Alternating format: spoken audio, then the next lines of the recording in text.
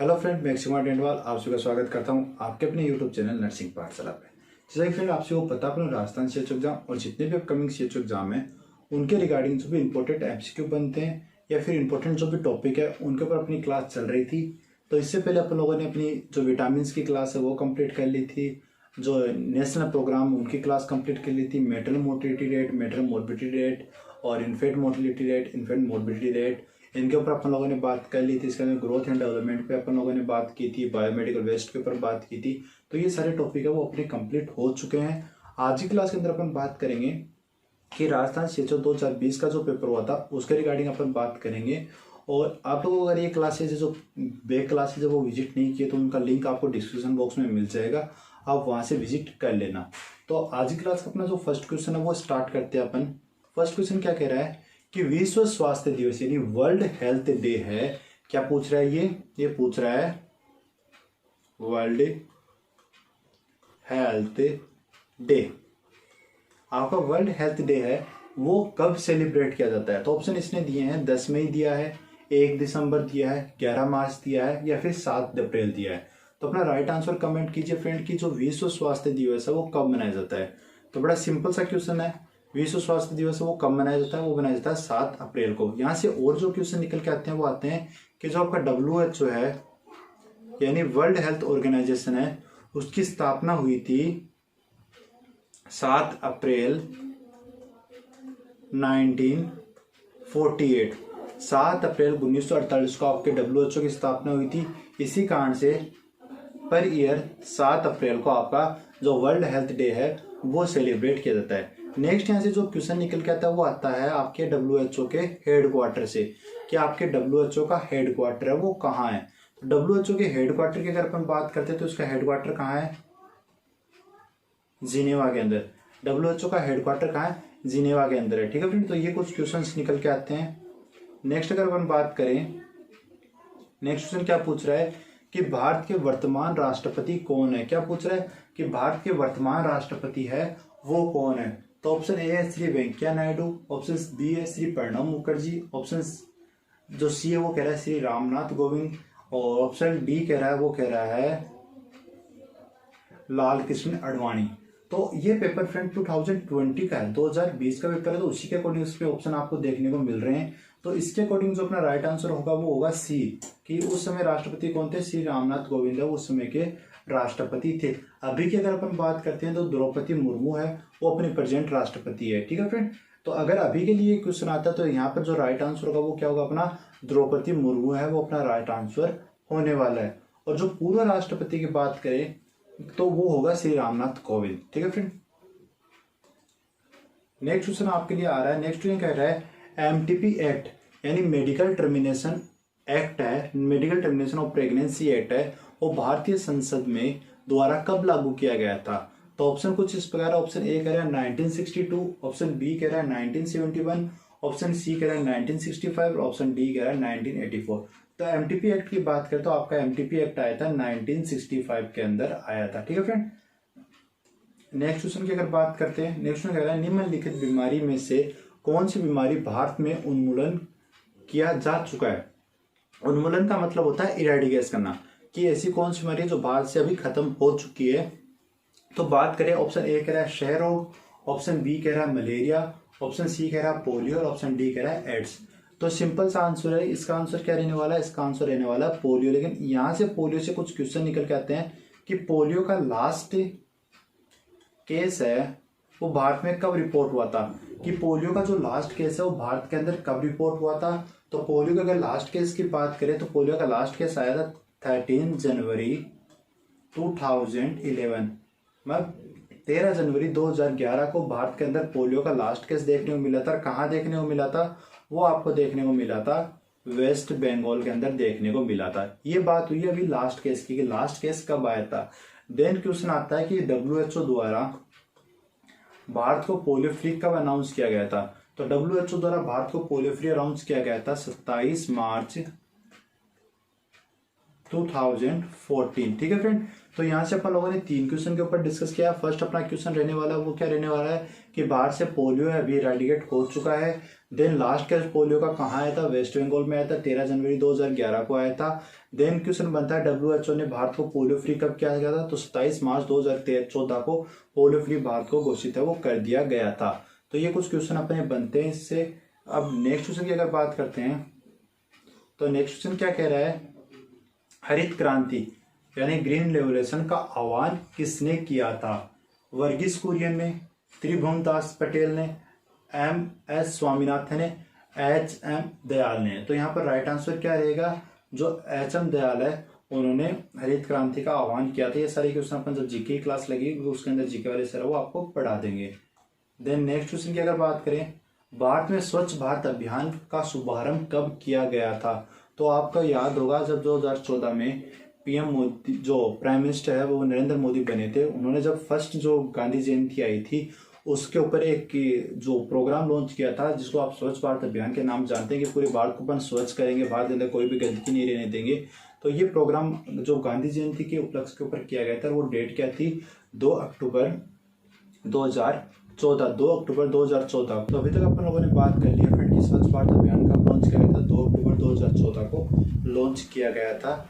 Then next question की अगर बात करते हैं तो नेक्स्ट क्वेश्चन क्या कह रहा है कि निम्नलिखित में से कौन सी प्रक्रिया को ग्लोबल वार्मिंग का जिम्मेदार माना जाता है या ठहराया गया है, ग्रीन हाउस इफेक्ट, कोयला खदानों में आग, सूखी खेती या मानसून। तो इसका राइट आंसर क्या रहने वाला है, इसका राइट आंसर रहने वाला है ग्रीन हाउस इफेक्ट।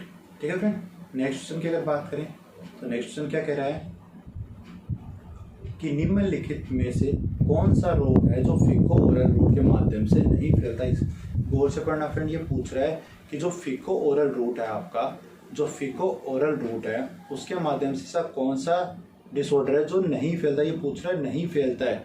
क्वेश्चन को हमेशा हर बार गौर से पढ़ना करो क्योंकि अपन को क्या लगता है कि ये पूछ रहा है कि फीको ओरल से कौन सा फैलता है, गलत पढ़ लिया कि हाँ भाई कौन सा रूट है, फीको ओरल से पूछा गया, अपन ने कर दिया टाइफाइड होता है, तो ये गलत हो जाएगा अपना। तो अपन लोगों को क्वेश्चन है वो बार बार पढ़ना चाहिए कि ये पूछ रहा है कि जो फीको ओरल है उसके माध्यम से कौन सा डिसऑर्डर है जो नहीं फैलता है। तो आपके ऑप्शन ये है, ऑप्शन ए कह रहा है खसरा, ऑप्शन बी कह रहा है टाइफाइड, ऑप्शन सी कह रहा है कोलेरा या हैजा या फिर हेपेटाइटिस ए। तो अपन अगर ऑप्शन बी, सी और डी की बात करें यानी टाइफाइड, हैजा और कोलेरा की बात करें तो ये जो अपने फीको ओरल रूट से फैलने वाले डिसऑर्डर हैं। खसरा की बात करें तो खसरा यानी आपके मिजल्स की अगर बात करें तो आपका मिजल्स जो होता है वो रेस्पिरेटरी रूट के द्वारा फैलता है, रेस्पिरेटरी ट्रैक्ट के द्वारा फैलता है। तो आपका मिजल्स होगा वो इसका राइट आंसर रहने वाला है, ऑप्शन ए है वो अपना राइट आंसर रहने वाला है।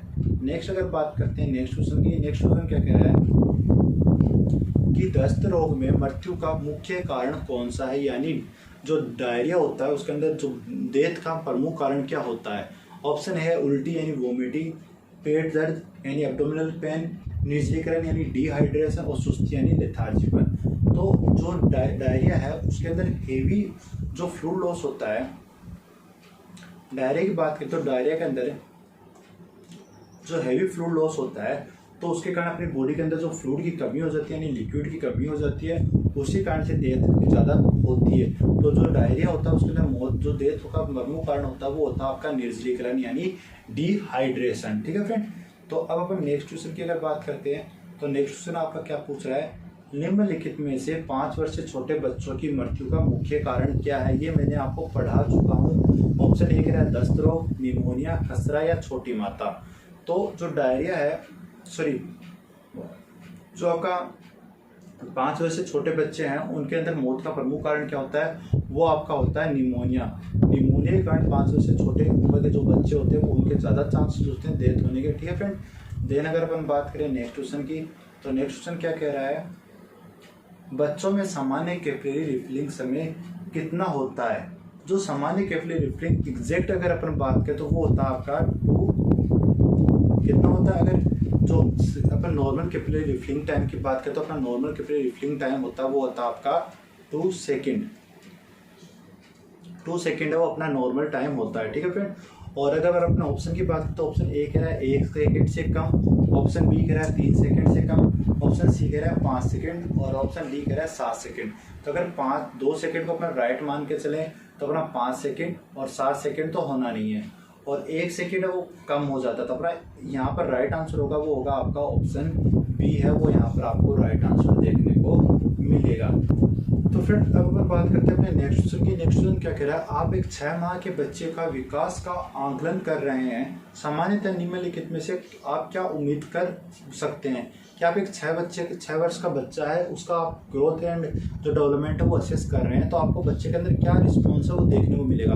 बच्चा छोटा वाक्य बोलना स्टार्ट कर देगा, बच्चा चम्मच से स्वयं खाना खाना स्टार्ट कर देगा, स्वयं बैठ सकता है, स्वयं उठकर खड़ा हो सकता है। तो अगर स्मॉल वर्ड की बात करें तो बच्चा स्मॉल वर्ड है वो 24 मंथ का जब होगा तो वो तब बोलना स्टार्ट करेगा। अगर बच्चा जब 24 महीने का होता है यानी 2 साल का होता है तब जाकर अपने जो स्मॉल वर्ड है वो बोलना स्टार्ट कर देता है। देन अगर हम बात करें स्वयं खाना खाना स्टार्ट करेगा तो 12 से जब बच्चा 15 मंथ का होता है तब जाकर वो बच्चा है जो स्मॉल वर्ड है वो बोलना स्टार्ट करता है। देन अगर बात करें बच्चा स्वयं बैठ कर स्टार्ट हो जाता है तो ये आपका देखने को मिलेगा आपको 7 से 8 मंथ के ऊपर है देखने को मिलेगा। और स्वयं उठकर खड़ा हो जाता है तो इसमें 2 कंडीशन आती है, तो विदाउट सपोर्ट एक विद सपोर्ट। अगर विदाउट सपोर्ट की बात करें तो विदाउट सपोर्ट है बच्चा 9 मंथ के ऊपर जो विद सपोर्ट है वो खड़ा होगा। और अगर अपन बात करते हैं 10 to 12 मंथ की तो 10 to 12 मंथ के ऊपर बच्चा है वो खुद खड़ा हो सकता है विदाउट एनी सपोर्ट। तो अब अपना जो क्वेश्चन था, क्वेश्चन क्या कह रहा है कि 6 माह के बच्चे का अगर आप आंकलन कर रहे हैं तो फ्रेंड अगर अपन ऑप्शन के अकॉर्डिंग देखें तो अपना राइट आंसर यहाँ पर ऑप्शन सी होगा, क्योंकि 24 मंथ भी बहुत ज़्यादा हो जाते हैं, 12 से 15 मंथ भी ज़्यादा, 9 मंथ भी ज़्यादा हो जाते हैं। और स्वयं बैठना 7 से 8 मंथ पे जो विदाउट सपोर्ट है वो बैठना स्टार्ट करता है। और 6 महीने की बात करें तो विथ सपोर्ट है बैठना स्टार्ट कर देता। तो अपना राइट आंसर यहाँ पर ऑप्शन सी है वो आपको देखने को मिलेगा। नेक्स्ट क्वेश्चन की अगर बात करते हैं, नेक्स्ट क्वेश्चन क्या कह रहा है, भारत में जन्म के समय नवजात का वजन सामान्य कितना होता है। एक जो न्यू बॉर्न होता है जब उसकी डिलीवरी होती है तो उसमें उसका वजन है, नॉर्मल जो वजन है वो कितना होता है, 1.5 से 2.5 kg, 2 to 3 kg, 3.5 to 2.5 to 3.5 kg, 3 to 4 kg। तो वहां पे मैंने आपको बताया था कि नॉर्मल वजन है वो कितना होता है, जो अपन लोगों ने क्लास ली थी तो वो होता है 2.5 to 3.5 kg। ठीक है फ्रेंड, अगर अपन बात करते हैं कि अपने जो टॉपिक्स थे अगर आपने वो क्लासेस नहीं देखी है तो आप उसका लिंक आपको डिस्क्रिप्शन बॉक्स में नीचे मिल जाएगा, वहां से वो क्लासेस जरूर विजिट करें। उसके अगर वो क्लास आप देख लेते हैं तो बहुत सारे क्वेश्चन है इस टॉपिक के मैंने वहां पर भी सॉल्व कराए हुए हैं। नेक्स्ट क्वेश्चन की अगर बात करते हैं तो नेक्स्ट क्वेश्चन क्या कह रहा है कि जब कंगारू मदर केयर यानी KMC प्रदान की जाती है तो वह कम से कम कितने समय तक प्रदान करनी चाहिए। मतलब जो KMC है, कंगारू मदर केयर है, आपको पूछा गया कि अगर KMC यानी कंगारू मदर केयर है वो कितने समय तक है आपको प्रोवाइड करनी है। तो कंगारू मदर केयर की अगर टाइम की बात करते हैं तो kangaroo mother care 1 to 3 hours के लिए अपन देते हैं, पर डे 1 से 3 घंटे के लिए अपन देते हैं। अगर मदर किसी कंडीशन बस जो 1 से 3 घंटे तक कंगारू मदर केयर है वो नहीं दे सकती तो उस कंडीशन के अंदर अपन जो मिनिमम टाइम होता है, कम से कम जो टाइम होता है वो होता है 30 मिनट। तो आपको क्वेश्चन के अंदर क्या पूछा गया कि कम से कम कितने समय तक दे सकती है, ये पूछ रहा है कि मैक्सिमम कितने देते हैं, ये पूछ रहा है कि कम से कम कितने समय तक अपन देते हैं। तो कम से कम अगर बात करें कम से कम 15 मिनट, कम से कम 1 घंटा, कम से कम 3 घंटा और कम से कम 6 घंटे। तो 6 घंटे तो अपने होने वाले नहीं है क्योंकि तो बहुत ज़्यादा हो गया। 3 घंटा अपना मैक्सिमम टाइम होता है और 15 मिनट वो अपना लोएस्ट टाइम हो गया। तो इस कारण से अपन बात करते हैं अपना राइट आंसर क्या रहेगा, राइट आंसर रहने वाला है ऑप्शन बी है वो अपना राइट आंसर रहने वाला है। नेक्स्ट क्वेश्चन की अगर बात करें, नेक्स्ट क्वेश्चन कह रहा है लेबर रूम का तापमान कितना होना चाहिए, कि एक लेबर रूम है उसका टेम्परेचर वो कितना होना चाहिए, 20 to 24 degree Celsius, 26 to 28 degree Celsius, 28 to 30 degree Celsius, 24 to 37 degree Celsius. तो अगर लेबर रूम के टेम्परेचर की बात करते हैं तो उसका टेम्परेचर है वो कितना होता है फ्रेंड, एक लेबर रूम है उसका टेम्परेचर कितना होगा, तो टेम्परेचर आपको देखने को मिलेगा 26 to 28 डिग्री सेल्सियस। यहाँ पे नेक्स्ट क्वेश्चन जो बन गया था वो आता है कि अगर ओटी का टेम्परेचर पूछ लिया गया तो ओटी का टेम्परेचर कितना होगा। तो ओटी के टेम्परेचर की बात करें तो 18 से 24 डिग्री सेल्सियस है, 40 का नॉर्मल टेम्परेचर है वो आपको देखने को मिलेगा। अब बात करते हैं अपने नेक्स्ट क्लास की, नेक्स्ट पॉइंट की। नेक्स्ट क्वेश्चन क्या कह रहा है कि निम्नलिखित में से कौन सा हीमोग्लोबिन मानव दूध यानी ह्यूमन मिल्क में मिलता है? IgG, IgM, IgE और IgA। तो ऐसा कौन सा हीमोग्लोबिन है जो ह्यूमन मिल्क के अंदर आपको देखने को मिलेगा? तो IgA की बात करें तो IgA है वो आपका ह्यूमन मिल्क के अंदर, स्लाइवा के अंदर और ह्यूमन टीयर्स के अंदर देखने को मिलता है। तो यहाँ अपना राइट आंसर रहेगा वो रहने वाला है ऑप्शन डी है वो अपना राइट आंसर रहने वाला है। नेक्स्ट अगर बात करें कि BCG वैक्सीन का इंजेक्शन किस प्रकार लगाया जाता है, कि BCG वैक्सीन है उसका इंजेक्शन है वो कौन सी साइट के ऊपर किस रूट से आपका लगाने को मिलता है? तो ऑप्शन ए कह रहा है इंट्राडर्मल, ऑप्शन बी कह रहा है सबकुटेनियस, ऑप्शन सी कह रहा है इंट्रामस्कुलर, ऑप्शन डी कह रहा है इंट्रावीनस। तो अगर फ्रेंड आप लोगों को वैक्सीनेशन के अंदर टिक्स जो रूट है उसकी को याद करने में डिफिकल्टी होती है तो आप मेरे को कमेंट बॉक्स में कमेंट करना, वहाँ की एक ट्रिक है वो मैं आपको ट्रिक है वो बता दूंगा। और अगर आपको वैक्सीन याद करने में डिफिकल्टी होती है तो उसकी भी एक ट्रिक है वो भी मैं आपको बता दूंगा। और आपको अगर डोजेज याद करने में डिफिकल्टी होती है तो उसकी भी एक ट्रिक है वो भी मैं आपको बता दूँ। आप कमेंट बॉक्स में कमेंट कर देना कि आपको वो ट्रिक चाहिए या नहीं, ठीक है फ्रेंड। तो अगर BCG इंजेक्शन की बात करें तो BCG इंजेक्शन वो आपका लगाया जाता है इंट्राडर्मली लगाया जाता है। देन नेक्स्ट क्वेश्चन की अगर बात करें, नेक्स्ट क्वेश्चन क्या कह रहा है, कॉप्लिक स्पॉट किस बीमारी में देखने को मिलते हैं? छोटी माता यानी चिकन फॉक्स, मम्स, खसरा यानी मेजल्स और पोलियो। क्या आपके जो कॉप्लिक स्पॉट है वो किसमें मिलेंगे? कॉप्लिक स्पॉट आपको देखने को मिलते हैं मीजल्स के अंदर। तो मीजल्स होती है उसके अंदर आपको कॉप्लिक स्पॉट है वो देखने को मिलेंगे। देन नेक्स्ट क्वेश्चन की अगर बात करें, नेक्स्ट क्वेश्चन क्या कह रहा है कि समेकित बाल विकास सेवा योजना ICDS स्कीम के लाभान्वित कौन कौन है? कि जो ICDS स्कीम है उसके लाभान्वित कौन कौन है? ऑप्शन ए कह रहा है 6 वर्ष से छोटे बच्चे, ऑप्शन बी कह रहा है गर्भवती तथा स्तनपान कराने वाली महिला, बुजुर्ग व्यक्ति, या option A and B both. तो जो ICDS है वो गर्भवती महिला यानी प्रेग्नेंट लेडी, लैक्टेटिंग मदर और बिलो 6 ईयर के जो बच्चे हैं उनके लिए बनाई गई थी। ओल्ड एज को इसके अंदर इंक्लूड है वो नहीं किया गया था। तो अपना इस यहाँ पर राइट आंसर रहेगा वो रहेगा ऑप्शन डी है वो राइट आंसर रहने वाला है। नेक्स्ट क्वेश्चन की अगर बात करें, निम्नलिखित में से कैल्शियम का सबसे बढ़िया स्रोत क्या है? जिसके अंदर कैल्शियम सबसे ज्यादा मिलता है वो क्या है? ऑप्शन ए है मांस, फल, दूध या सब्जी। तो सभी को पता है कि कैल्शियम से ज्यादा आपको किसमें देखने को मिलेगा? मिल्क या मिल्क प्रोडक्ट में देखने को मिलता है। अपन बात करते हैं अपने नेक्स्ट क्वेश्चन की। फ्रेंड नेक्स्ट क्वेश्चन क्या कह रहा है, निम्नलिखित में से कौन सा मैक्रोन्यूट्रिएंट नहीं है? तो ये क्वेश्चन मैंने आपको बेस क्लास के अंदर सॉल्व कराया है। तो इसका राइट आंसर आप कमेंट कीजिए कि आपको नीचे ऑप्शन दिए गए हैं उनमें से मैक्रोन्यूट्रिएंट है वो कौन सा नहीं है। तो प्रोटीन, विटामिन अगर और प्रोटीन, फैट और कार्बोहाइड्रेट की अगर अपन बात करते हैं तो आपका प्रोटीन, फैट और कार्बोहाइड्रेट क्या है? वो एक मैक्रो न्यूट्रिएंट है। और जो विटामिन है वो आपका क्या है? माइक्रो न्यूट्रिएंट है। ठीक है फ्रेंड, तो अपना राइट आंसर क्या रहेगा? यहाँ पर राइट आंसर रहने वाला है ऑप्शन सी है वो अपना राइट आंसर रहने वाला है। देन नेक्स्ट क्वेश्चन की बात करते हैं। तो नेक्स्ट क्वेश्चन क्या कह रहा है, निम्नलिखित में से कौन सा वाटर सोल्यूबल विटामिन है? कि आपको पूछा गया कि निम्न में से कौन सा वाटर सोल्यूबल विटामिन है। तो अगर वाटर सोल्यूबल विटामिन का पता लगाना तो आपको फैट सोल्यूबल विटामिन याद होना चाहिए, जिसकी एक ट्रिक है vitamin A, D, E, K। ये क्या है आपके? ये आपके फैट सोल्यूबल विटामिन है। तो यहाँ पर विटामिन A है वो अपना राइट आंसर नहीं होने वाला क्योंकि अपने वाटर सोल्यूबल पूछा गया है। विटामिन D है वो अपना राइट आंसर नहीं रहेगा। विटामिन K आपको दिया नहीं है। विटामिन E अपना राइट आंसर नहीं रहेगा। तो अपना राइट आंसर रहेगा vitamin C। Then next question की अगर बात करते हैं तो नेक्स्ट क्वेश्चन क्या कह रहा है कि निम्नलिखित में से कौन से खाद्य पदार्थ में विटामिन E सबसे अधिक मात्रा में पाई जाती है? तो ये भी मैंने आपको वहां पर सॉल्व करवाया है। तो मीट, सनफ्लावर ऑयल, वेजिटेबल या फ्रूट्स। तो विटामिन E की बात करें तो विटामिन E है वो सनफ्लावर ऑयल में आपको देखने को मिलती है। विटामिन E किस में देखने को मिलती है? सनफ्लावर ऑयल में देखने को मिलती है। नेक्स्ट क्वेश्चन की अगर बात करें, बड़ा इजी क्वेश्चन है, मैंने ये भी आपको सॉल्व करा रखा है कि विटामिन C की कमी से कौन सी बीमारी होती है? नाइट ब्लाइंडनेस, स्कर्वी, रिकेट्स या बेरीबेरी। तो अपना राइट आंसर कमेंट कीजिए फ्रेंड कि विटामिन विटामिन C है उसकी कमी से क्या डिसऑर्डर आपको देखने को मिलेगा। तो अपना राइट आंसर कमेंट करें फ्रेंड।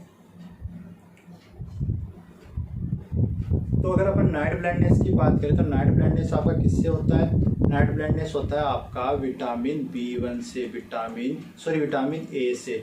और रिकेट्स की बात करते हैं, रिकेट्स होता है विटामिन डी से, बेरी होता है आपका विटामिन B1 से, और स्कर्वी होता है वो विटामिन सी से। तो राइट आंसर क्या रहेगा, विटामिन सी रहने वाला है। तो फ्रेंड अगर आप लोगों ने विटामिन वाली क्लास नहीं देखी है तो वो क्लास जरूर विजिट करें। उसके अंदर मैंने आप लोगों को विटामिन के ऑर्गेनिक नेम याद करने की एक ट्रिक बताई थी, जो थी आपको ट्रिक क्या थी, रात को फिर रितेश ने अपनी पेंट के ऊपर चाय गिराई, जिसके अंदर सारे विटामिन के वो आपके जो ऑर्गेनिक नेम है वो आ जाते हैं। तो आपको वो क्लास विजिट करें, उसका लिंक आपको डिस्क्रिप्शन बॉक्स में मिल जाएगा। उसके साथ साथ जो भी अपनी CHO के रिगार्डिंग 2022 में जो भी क्लासेस हुई है वो भी आपको वहाँ पर देखने को मिलेगी।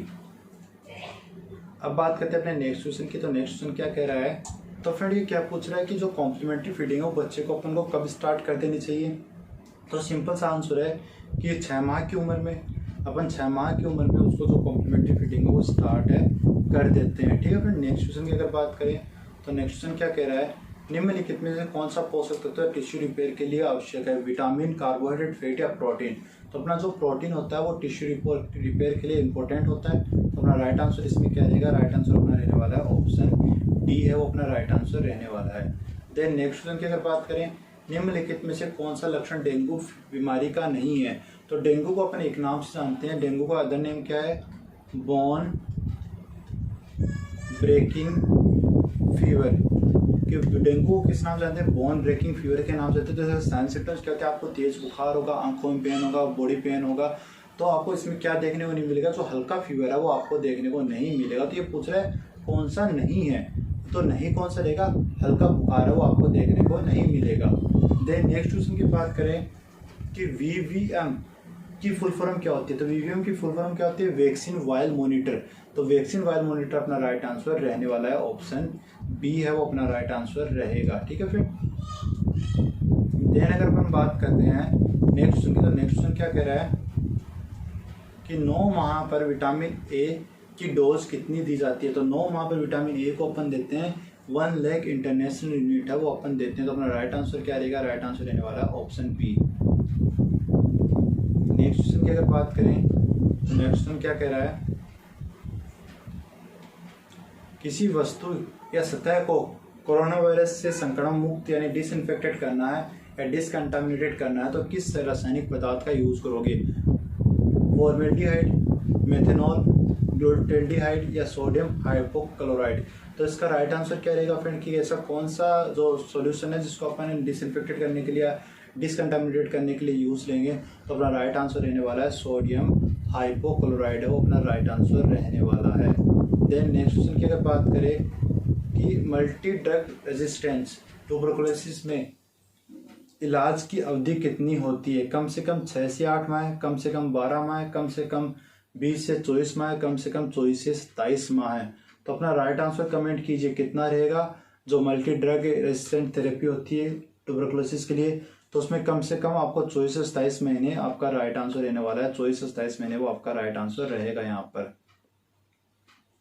नेक्स्ट क्वेश्चन की अगर बात करते हैं तो नेक्स्ट क्वेश्चन क्या कह रहा है, गर्भवती महिला को टिटेनस टॉक्सोइड के 2 टीके लगाने के बीच में कम से कम कितना अंतराल होना चाहिए। तो फ्रेंड किसी भी अगर वैक्सीन की बात करें तो आपको 4 वीक का, आप कोई भी वैक्सीन ले लो, 4 वीक का आपको टाइम है, वो गैप है वो देना ही है। तो आपके ऑप्शन क्या कह रहे हैं, कम से कम 1 सप्ताह, कम से कम 2 सप्ताह, कम से कम 4 सप्ताह और कम से कम 12 सप्ताह। तो अपना राइट आंसर क्या रहेगा, कम से कम 4 सप्ताह वो अपना राइट आंसर रहने वाला है। तो फ्रेंड अब अपन बात करते हैं अपने नेक्स्ट क्वेश्चन की। नेक्स्ट क्वेश्चन क्या कह रहा है कि निम्नलिखित में से कौन सी वैक्सीन है जन्म के समय दी जाती है। तो आपको याद होगी अपन लोगों ने विटामिन जो वैक्सीन उनकी ट्रिक बात की थी, वो 2 माँ जी के पास पड़ी चॉकलेट मुझे और ज़्यादा। तो वहाँ पर भो का क्या मतलब था, वहाँ पर भो का क्या मतलब रहने वाला था फ्रेंड, भो का मतलब रहने वाला था B for BCG, H for hepatitis B और O फॉर OPV। तो आपको एट द बर्थ वाली जो वैक्सीन थी वो भो से आपको याद रखनी थी। तो BCG, OPV और हेपेटाइटिस B यानी अपना ऑप्शन ए है वो अपना राइट आंसर रहने वाला। अगर आपको ये ट्रिक वगैरह जाननी है, दोबारा से पढ़ने, तो आप कमेंट जरूर करें, मैं आपको बता दूंगा। ठीक है फ्रेंड। नेक्स्ट क्वेश्चन क्या कह रहा है, कोविड-19 बीमारी का कारक है। सभी को पता है कोविड-19 वायरस अपन लोगों ने कितनी बार बोला है इसको। तो अपना राइट आंसर क्या रहेगा कि कोविड-19 क्या है, एक वायरल डिजीज है। देन नेक्स्ट क्वेश्चन की अगर बात करते हैं तो नेक्स्ट क्वेश्चन क्या कह रहा है, मानव शरीर में कितनी हड्डियां होती है। बड़ा सिंपल क्वेश्चन है, 206 हड्डियां होती है। तो ये अपना राइट आंसर 206 रह जाएगा यहाँ पर। देन नेक्स्ट क्वेश्चन की बात करें टीबी की जांच के लिए किए जाने वाले ट्यूबरकुलोसिस टेस्ट का क्या नाम है? स्किस test, Mantoux test, VDRL test या इलाइजा टेस्ट? तो अपना राइट आंसर क्या रहेगा यहाँ पर? जो मोटेक्स टेस्ट होता है वो टीबी के लिए किया जाता है। देन नेक्स्ट क्वेश्चन की अगर बात करें, नेक्स्ट क्वेश्चन क्या कह रहा है? मानव शरीर की सबसे बड़ी ग्रंथि क्या है? मानव शरीर की सबसे बड़ी ग्रंथि पैंक्रियाज, लीवर, स्प्लीन या गोल ब्लैडर? तो फ्रेंड यहाँ पर आपको याद रखना है 2 से 4 क्वेश्चन यहाँ पर कवर होते हैं और इस बार भी एक क्वेश्चन आने की संभावना है कि मानव शरीर की सबसे बड़ा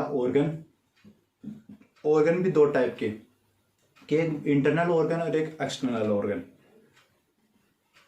तो अगर आपको इंटरनल ऑर्गन पूछा जाता है तो इंटरनल ऑर्गन क्या रहने वाला आपका? वो रहने वाला है लीवर। और एक्सटर्नल ऑर्गन की बात करें तो वो आपका रहने वाला है आपकी स्किन रहने वाली है। और लार्जेस्ट ग्लैंड की बात करें तो आपका लीवर रहने वाला है। स्मॉलेस्ट ग्लैंड की बात करें तो आपकी पीनियल ग्लैंड है वो रहने वाली है। तो अभी अपन लोगों ने क्या बात की है? अपन लोगों ने बात की है कि जो लार्जेस्ट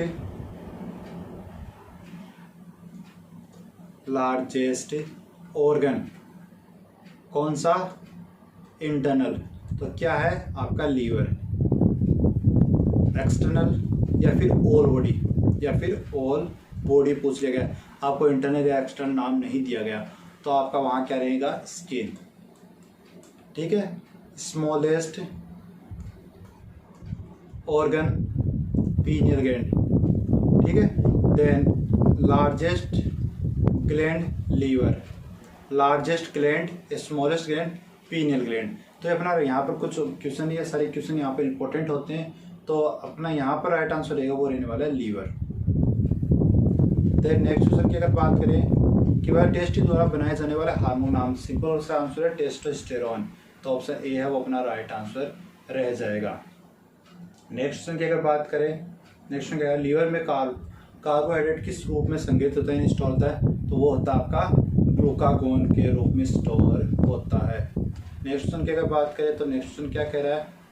किसी आबादी समुदाय में कोई संक्रमित रोग के पहले रोगी को क्या कहोगे? Index case, primary case, secondary case या कैरियर?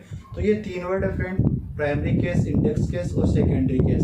तीनों नाम को याद करने में बड़ी कंफ्यूज होती है, तो मैं आपको सिंपल से एक तरीका बता देता हूँ कि प्राइमरी केस क्या होता है कि किसी भी बीमारी का उस कम्युनिटी के अंदर जो केस होता है उसको अपन बोलते हैं प्राइमरी केस। जो फर्स्ट केस होता है उसको बोलते हैं प्राइमरी केस, ठीक है। और उसके द्वारा जो इफेक्टेड होता है वो होता है सेकेंडरी केस। यानी मेरे को हुआ फर्स्ट टाइम तो मैं हो गया प्राइमरी केस, मेरे से किसी और में हो गया तो वो हो गया सेकेंडरी केस। अब बात करते हैं इंडेक्स केस। तो इंडेक्स केस की बात, तो इंडेक्स केस वो होता है जो हेल्थ केयर प्रोवाइडर द्वारा असेस किया जाता है। नहीं समझ में आया? सिंपल सा तरीका बताता हूँ। मान लीजिए मेरे को कोविड हुआ, फर्स्ट टाइम मेरे को कोविड हुआ तो मैं हो गया प्राइमरी केस। मेरे से किसी और में चला गया तो वो हो गया secondary case. Health care provider ने आकर असेस किया, उनको जो पहला कैंडिडेट मिला उस डिजीज का वो उनके लिए होगा इंडेक्स केस। वो मैं हो सकता है यानी प्राइमरी केस हो सकता है या फिर वो सेकेंडरी केस भी हो सकता है। तो इंडेक्स केस प्राइमरी केस भी हो सकता है और सेकेंडरी केस भी हो सकता है। तो ये पूछ रहा है कि उस बीमारी का जो फर्स्ट केस है उसको क्या बोलेंगे, न कि हेल्थ केयर प्रोवाइडर के लिए पूछा है, तो ये प्राइमरी केस होने वाला है। नेक्स्ट क्वेश्चन बात करते हैं, राजस्थान में शिशु मृत्यु दर कितनी है? तो राजस्थान में शिशु मृत्यु दर कितनी है? 14/100, 28/1000, 37/1000, 56/1000। तो अपना राइट आंसर क्या रहेगा? जो राजस्थान में इन्फेंट मोर्टेलिटी रेट है वो कितनी है, यानी वो कितनी है? तो आपका राइट आंसर क्या रहने वाला है? राइट आंसर रहने वाला है 37/1000। अपना राइट आंसर रहेगा ऑप्शन सी है वो अपना राइट आंसर रहने वाला है। देन नेक्स्ट क्वेश्चन की अगर बात करें तो नेक्स्ट क्वेश्चन क्या कह रहा है कि BMW का तात्पर्य क्या है? पीछे वाली क्लास से अपन लोगों ने BMW पढ़ी थी, बायोमेडिकल वेस्ट। बायोमेडिकल वेस्ट वो अपना राइट आंसर रहेगा। पीछे वाली क्लास अपन लोगों ने पढ़ी है, इसके बारे में आप देख लेना, उसको विजिट कर लेना। देन नेक्स्ट क्वेश्चन की अगर बात करें कि रक्तचाप बीपी मापते समय इंस्ट्रूमेंट की नलिया को हाथ के किस ओर होनी चाहिए? बाहर की ओर, अंदर की ओर, पीछे की ओर या पीछे की ओर और पीछे की ओर, बाहर की ओर? तो अपना राइट आंसर क्या रहेगा? तो किस तरफ होनी चाहिए? वो होनी चाहिए आपके अंदर की ओर, ठीक है फ्रेंड। नेक्स्ट आंसर की बात करते हैं। तो नेक्स्ट क्वेश्चन क्या कह रहा है कि वर्तमान में भारत की कुल प्रजनन दर कितनी है? तो वो आपकी कितनी है? 1.8, 2.2, 2.5 2.6, तो अपना राइट आंसर रहेगा यहाँ पर प्रजनन दर कितनी है, वो है 2.2। देन नेक्स्ट क्वेश्चन की बात करते हैं। तो नेक्स्ट क्वेश्चन क्या है, टाइफाइड बीमारी का पता लगाने के लिए कौन सा टेस्ट किया जाता है, Widal test, Miller test, Kahn test और मॉन्टेक्स टेस्ट। तो सिंपल सा आंसर है क्या रहेगा आपका यहाँ पर, विडाल टेस्ट है वो राइट होने वाला है। देन नेक्स्ट क्वेश्चन की अगर बात करें, नेक्स्ट क्वेश्चन क्या कह रहा है, विश्व स्वास्थ्य यानी WHO का मुख्यालय कहाँ है, मैंने स्टार्टिंग में बताया था कहाँ है, जेनेवा के अंदर है। देन नेक्स्ट क्वेश्चन की अगर बात करें, नेक्स्ट क्वेश्चन क्या कह रहा है, जल के शुद्धिकरण के लिए कौन सा रासायनिक पदार्थ यूज किया जाता है। तो आपका राइट आंसर यहाँ पर क्या रहेगा, जल के शुद्धिकरण के लिए ब्लीचिंग पाउडर का अपन यूज करते हैं। Then next question, last question आज क्लास का, मैंने आपको फ्रेंड सेकंड लास्ट क्वेश्चन है, इसका भी 2 क्वेश्चन और है। ये जो अपन पेपर की बात है अपन 2 पार्ट में करेंगे, एक 50 क्वेश्चन अभी, 50 क्वेश्चन नेक्स्ट क्लास में, वरना क्लासेज है वो बहुत लंबी हो जाएगी। प्राथमिक स्वास्थ्य केंद्र की औसतन कितनी आबादी को स्थापित किया जाता है, मतलब प्राथमिक स्वास्थ्य केंद्र आपका PSC है वो कितनी आबादी पर रहता है। तो वो आपका राइट आंसर 5000, 10000, 30000 या 50000। तो अपना राइट आंसर कितना रहेगा। तो अगर अपन आबादी की बात करते हैं तो आपका जो सब सेंटर होता है, तो आपका जो सब सेंटर होता है वो 3000 से 5000 की पॉपुलेशन को कवर करता है। PSC की बात करें तो PSC 20000 से 30000 की पॉपुलेशन को कवर करेगी। और CSC की अगर बात करें तो CSC आपकी 80000 से 1,20,000 की पॉपुलेशन है वो कवर करती है। तो आपका राइट आंसर क्या रहेगा, राइट आंसर रहने वाला है ऑप्शन C है वो आपका राइट आंसर रहने वाला है। देन नेक्स्ट क्वेश्चन की बात करें, नेक्स्ट क्या कह रहा है, वर्तमान राजस्थान की मातृ मृत्यु दर कितनी है, लगभग 100/1 लाख, लगभग 150/1 लाख, लगभग 200/1 लाख, लगभग 250/1 लाख। तो अपना राइट आंसर क्या रहेगा कि राजस्थान की जो मातृ मृत्यु दर यानी MMR है वो कितनी है। तो राजस्थान की MMR है वो 150/1 लाख है। ठीक है फ्रेंड। देन नेक्स्ट क्वेश्चन की बात करें तो नेक्स्ट क्वेश्चन पूछा गया था आपको कि देश में पिछली जो जनगणना वो कब हुई थी। तो पिछली जनगणना हुई थी वो 2011 में हुई थी। तो इसके अकॉर्डिंग जो आपकी जनगणना है 2021 में होनी थी, लेकिन कोविड के कारण अभी जनगणना वो आपकी पोस्टपोन कर दी गई है। 2023 में होने की बात है इसके अंदर कि 2023 में आपकी जनगणना वो हो सकती है। तो आपका राइट आंसर यहाँ पर भी 2011 ही रहने वाला है। ठीक है फ्रेंड।